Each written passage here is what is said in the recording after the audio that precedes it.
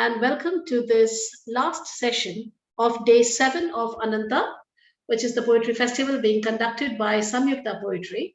And something that is rather unusual for us, we are having the premiere of a movie that is based on a poem.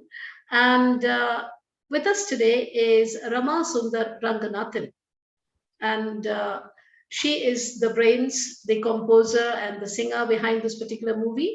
And I suppose we could credit her with the visualization as well. We'll come to that shortly. But before that, what I know about her is that she's a Hindustani classical vocalist and a performing musician. And she sings marvelous. They've heard some of her renditions. And she has performed at a number of renowned festivals all over India. And she specializes in thematic concerts.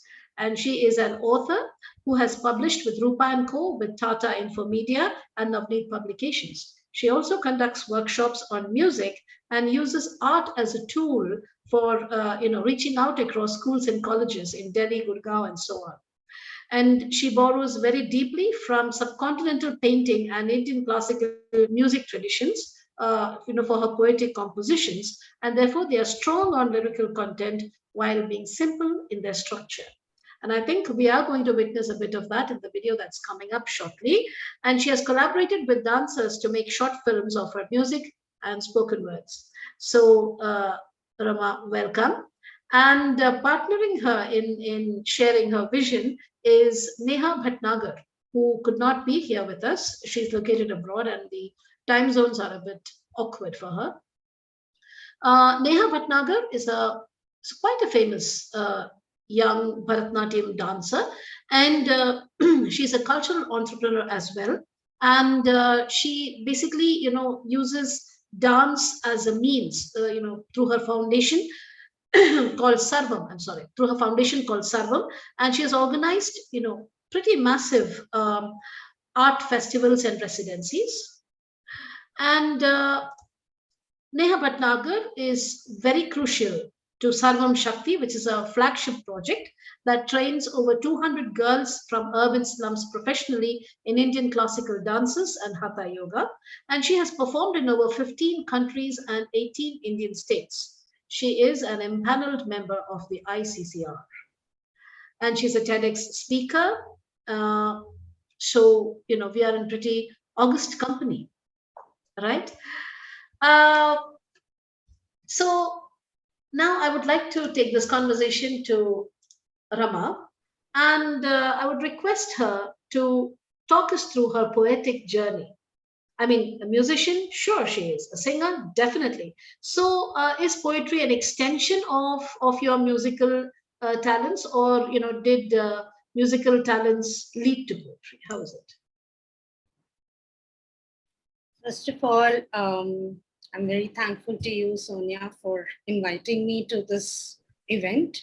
I do sometimes feel, I've been watching your poets and your interviews and your interactions, and then when I thought about my own work in poetry, I actually feel like an imposter to be here right now because I'm not trained as a poet.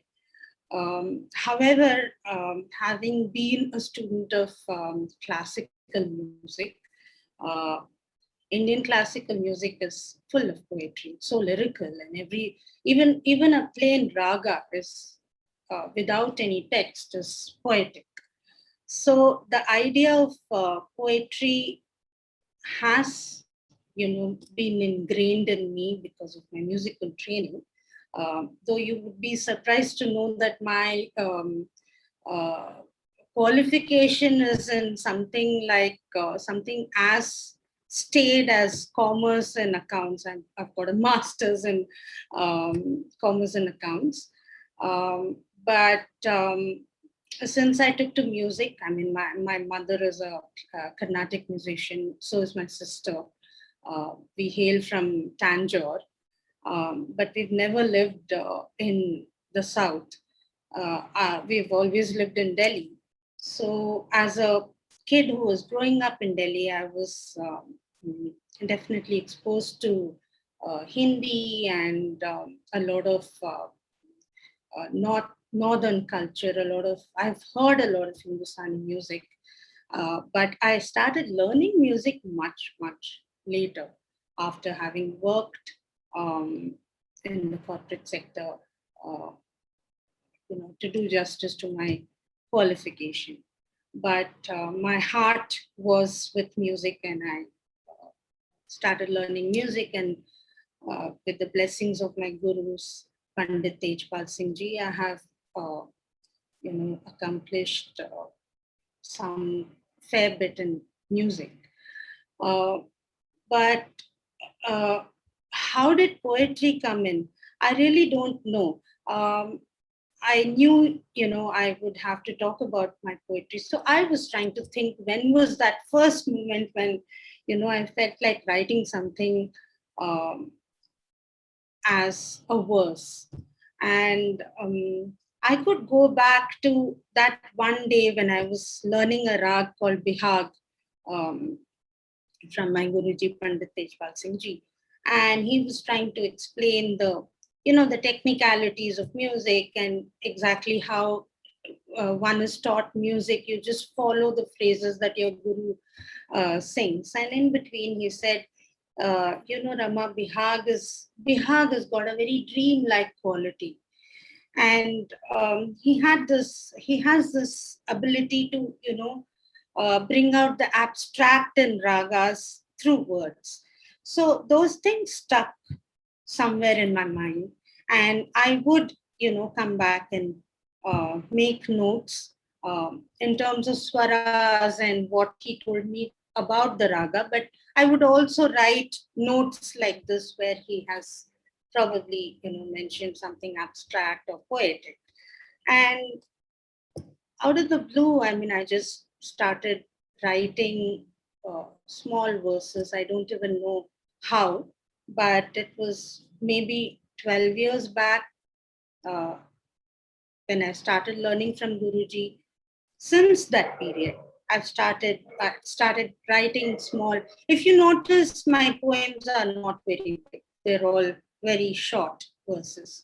And I draw a lot from music. Uh, how do I do that? Um, for example, there is this whole idea of a vilambit in Hindustani music, where you start from one beat and it is stretched. Vilambit means stretched. So it is stretched, and you go to the last beat and then you come back to the first beat, and again you start. So it's a continuous cycle. And so I tried to bring that idea into a poem. And so that is my inspiration for writing one particular poem, which I would like to read to you if you wouldn't mind. May I? Okay. So this is also very topical. Monsoon is, I think, going to hit Kerala around 20th of May. So this is a series of two poems called Monsoon Raga 1 and 2. So let me read to you and incidentally, the two were published by News India. So let me read this one for you. Thick black clouds, trimmings like silver spinels, dark and brooding, on a mission. Low-hanging sky, dense and amorphous, like black diamonds, fast and furious, moving menacingly. Flashing lightning, a gleam, a glitter, glare and a glint, gusts of wind, a glimmer of hope. Thunderous thunder, boom, bellow, crackle and crash, overflowing clouds, ready to burst. Swirling sky, flashing lightning, booming thunder, nature's very own sur and tal. So this is Monsoon 1, Monsoon Raga 1. The second one, Raga 2, is where I tried to inculcate the idea of Vilambit. You start from A and you come back to A. And it's the badhat, which is badhat, the development in Hindustani music is like you go from one note to another. So there is an interlink. And that is what I've tried to bring in this particular poem. Black rain clouds. Black rain clouds bring rain. Rain invokes peacocks. Peacocks dance and scream. The scream captures Shadaj. Shadaj means giving birth to six. Six are the notes in Megh Malhar. Malhar marks the onset of monsoon. Monsoon brings deluge, a deluge of tans from the maestros. The maestros performing as a duo. The duo's plaintive cries to move Parjanya. Parjanya, the rain god.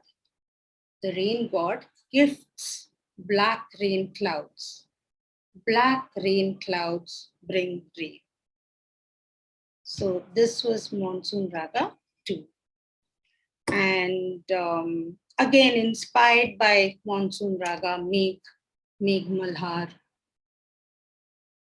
So do you dance? I don't know. I don't dance. I've learned Bharatnatyam as a child, as all South Indian kids would have, but I gave it up. I never wanted to. Funnily enough, I never wanted the limelight on me. I never wanted the whole thing of, performing in front of an audience, but I ended up doing it as a musician. No, because when you're reading those lines out, there are those neck movements which are typical of classical dancers. Is why I was asking whether No. probably you dance. I don't dance. I think in the subconscious you do structure your poems like like dance movements, like the mudras. Because if you look at them, they have those definitive breaks. Where you say thunder, lightning, all of that. It is quite apparent there. So now, tell us about the cycle of movies that you've been doing. Cycle of movies, I don't even know how that occurred to me. I think when we were all, battling through the COVID times, I just felt like connecting with other artists, because you didn't meet anyone, and in any case the life of an artist is quite lonely, and it became even more lonely during COVID times. So I felt the urge to connect with other artists, and that was a time when on Facebook I saw one of Nehha Bhatnagar's videos. She was very active those days. I think now she's engaged in other endeavors, but she was posting a lot of videos and she was deep into poetry. Her dad is a poet. He writes a lot of poetry, and she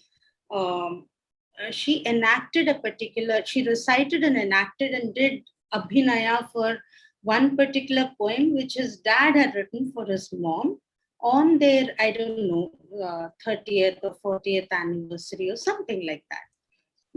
So I remember loving it. I mean, the way she read it and the way she did abhinaya, and I just blindly reached out to her saying that, Nehha, would you like to work with me? I have these set of poems. I want to just share with you those poems. I was not thinking of movies, nothing. I had no intentions. It was not part of my thought process at all. So she said, of course, I'll give you my number. Let's send me the poems. I'm fond of poems. I don't write them, but I'm really fond of poems and love to read them. So I sent her a couple of poems also, because I knew that she had just gotten married and she had started her life in Brisbane with her husband. So I sent her a poem called The Bride, which again was inspired by Yaman Kalyan, a rag called Yaman Kalyan. And I shared with her The Bride and one or two other poems. I don't remember which one. And she read them and she said, "Oh, these are so good, and I'd like to do Abhinaya for these." And I said, "Sure, why not?" So we met on Zoom call, and I read the poem, and she was actually, listening to me. And then she said, "Why don't we make a short film of this?" Um, I said, "Okay, that will be great." So I recorded my music just at home. I mean, if you hear the music, it's very homemade, at least my bit. The audio bit was not at all professional. It was just an amateur recording on my Zoom recorder, which I use for my concerts. And she, on the other hand, does very good videos. Her husband helps her. He's almost a professional, I would say. I mean, he's not a professional photographer, but the quality is very good. So I handed the audio to her, and the first film, The Bride, I think I have not given you that, but in that she actually recites the poem. She recites the poem, I sing, and she dances. And it was all done with her in Brisbane, me in Delhi. And uh, honestly, we haven't met each other yet, Neha and I. So physically, I mean, virtually, yes. So that's how it came about. I mean, we had to do a lot of iterations. We met many times, we discussed many times, because I had a particular vision. She had, as a dancer and as a choreographer, she had a different vision for it. But to be very fair to her, she, her the the poetry drove the film. The whole idea, the poetry was the soul of the video. Everything else, even the music, was uh, secondary to that extent. So she, somehow we gelled. I mean, she and I, we were able to, the creative process. You need to gel with the other artist. Otherwise, it's impossible to work. The artist could be really good, spectacular, but you need to really gel with the person, the personality, the philosophy should match. Otherwise, it's impossible to work. So somehow it worked beautifully. And I think we took 6 months to prepare The Bride, and we took 3 months to do The Rain, and again 5 or 6 months to do Dawn. And Dawn was actually meant for a dear friend of mine whose organization means dawn. Um, his organization is called Seher. We had actually prepared it for him, but for some reason he could not take it up. So Dawn was actually meant to be for his organization, and Dawn is based on Bhairav, Rag Bhairav, which is a morning rag. So so it's all interlinked. The poetry is inspired by a particular rag, and then the dance is inspired by the poetry. And then choreography, of course, Neha came with her own brilliant ideas of, adding a jati, that kind of a thing, because she felt that it was maybe a bit too slow. The dance movements were not coming through. So she said, let's add a jati. And she brought in a friend of hers from Bangalore, her mridangist, who, gave her the jati, and that was then inserted. And I must say, there was a lot of work, a lot of to and fro and cutting. And initially the movie was 7 minutes, then we brought it down because we wanted it for an Instagram premiere. And anything more than 3 minutes nobody watches, so we had to compress it to 3 minutes. So it was a bit challenging, but hey, it has to be, right? At the end of it, we were happy. And so basically that's how, I mean, I wish Neha was here to tell us her bit, but this is how we actually worked to create the 4-minute movie. I really shudder how they make 3 hours movies and all, but we had to do a lot of takes and retakes and lot of doing and throwing. So that's how the movies came about. There is a comment on your poem by Shabnam Mirchandani, where she says that the rhythmic drive of your poems is gestural, like dance. So it's she's basically agreeing with what you were saying. So now let's have the much awaited premiere of this film. Absolutely. Let's go. So Right this is ahead. that historic moment. All the best.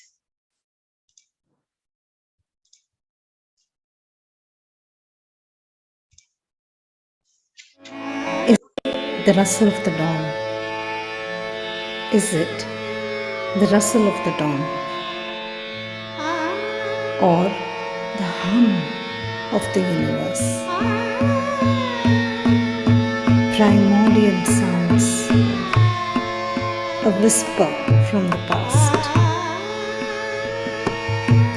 Is it to awaken the Lord? Is it to awaken the Lord? Is it about Bhairava, annihilation? Is it about Bhairava, annihilation? Or Lord Krishna? Lord Krishna. Lord Krishna, benevolence. Lilting tunes, surrendering to the notes. जागो मोहन प्यारे, तुम जागो मोहन प्यारे, तुम जागो मोहन प्यारे, तुम जागो मोहन प्यारे, जागो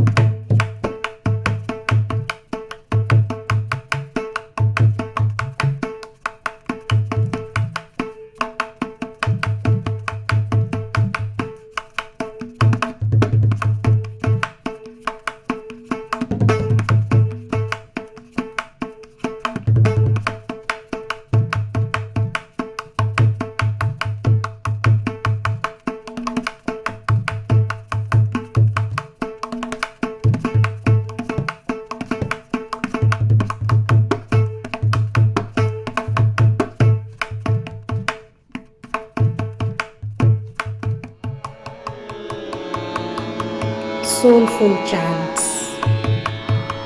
a prayer for self-awakening.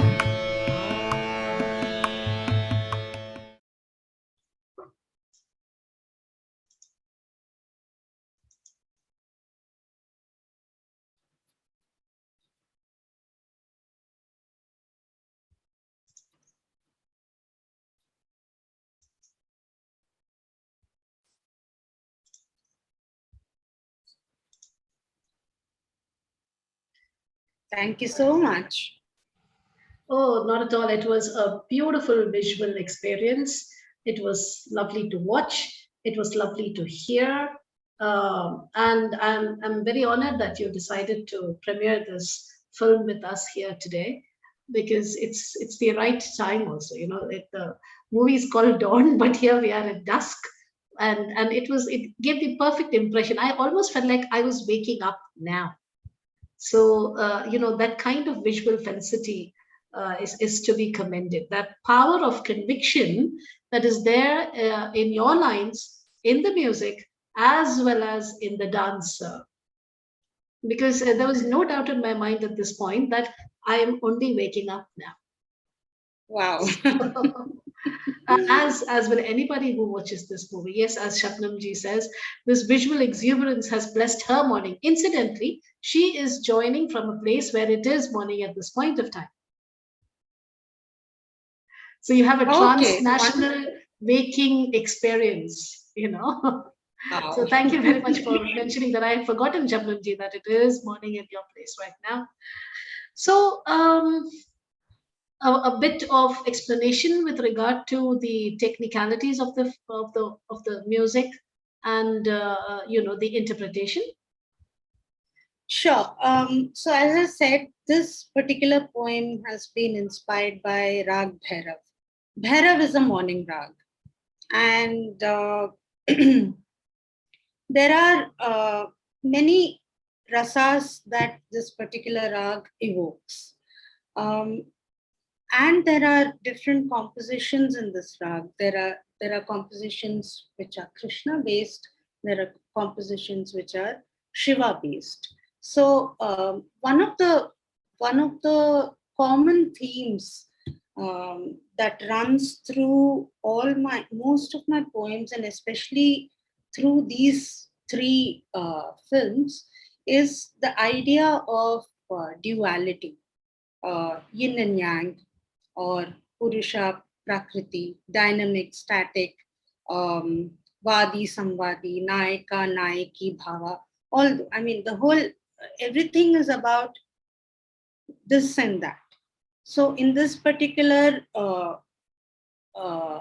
film, and through this particular poem, we were actually wanting to explore the idea of creation and destruction, and coming to the whole idea that one needs the other. In order to create, destruction is needed. So we spoke about Krishna and Shiva. We spoke about awakening and dying, that kind of duality. And the sensibilities that Nehha brought in were that she is very passionate about animals. So so any collaboration is about give and take, right, Sonia? So even though I had a particular vision for this poem, I did not think of her showing animals. That was her input. She wanted to bring in animals, and she is very, very passionate about animals. So her whole depiction of how a deer comes and wakes up Krishna, and then finally Krishna goes with the animal.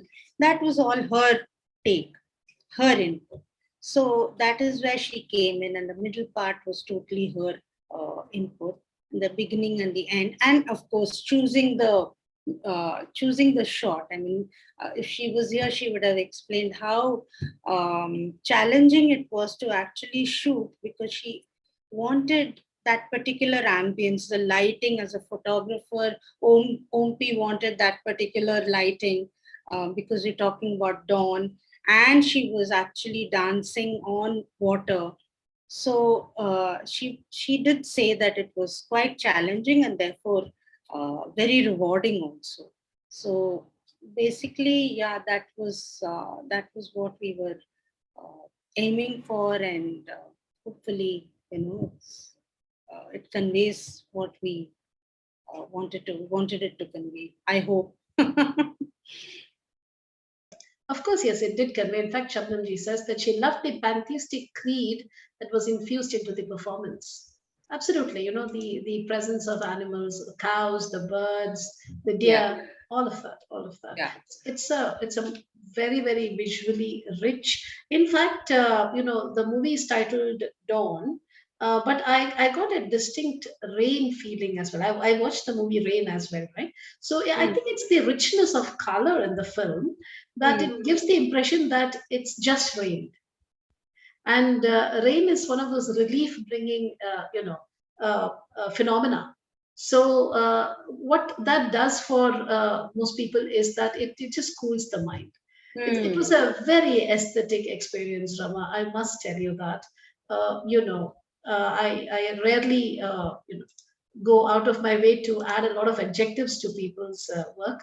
But in this case, I must tell you that it was a very aesthetic experience. And somehow the liquid element, the presence of water came through.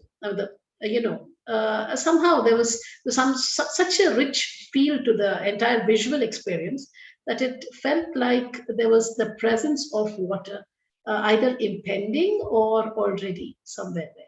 And that, of course, infuses with the idea of Vrindavan as well. So, yeah, I just wanted to thank you. And these were our concluding remarks. And I hope that you and Neha collaborate on this vision that you have and bring about joy and delight to people everywhere. Thank you so much. I'm really thankful to you to have invited me and to have, given me the opportunity to talk about music, poetry, dance. It's a pleasure. I mean, it's really a pleasure, and it's a rare occurrence for someone to give me the chance to talk about what I love doing. So, Definitely felt like they were spiritual all the very haikus. best to you also. So now what we are going to do is that we're just going to leave the stage to you, and we are requesting you to please sing us something. And the minute you do namaste, we will end this meeting. So there are no formal goodbyes, because I would believe that, as the name Anantha suggests, this is an endless, limitless meeting that we have.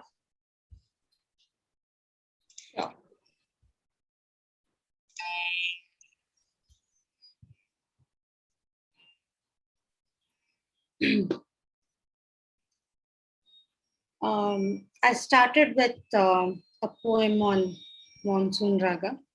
I'll end with Monsoon Raga. I'll sing a tarana, which the movement of the tarana matches the movement of the poem, Monsoon Raga.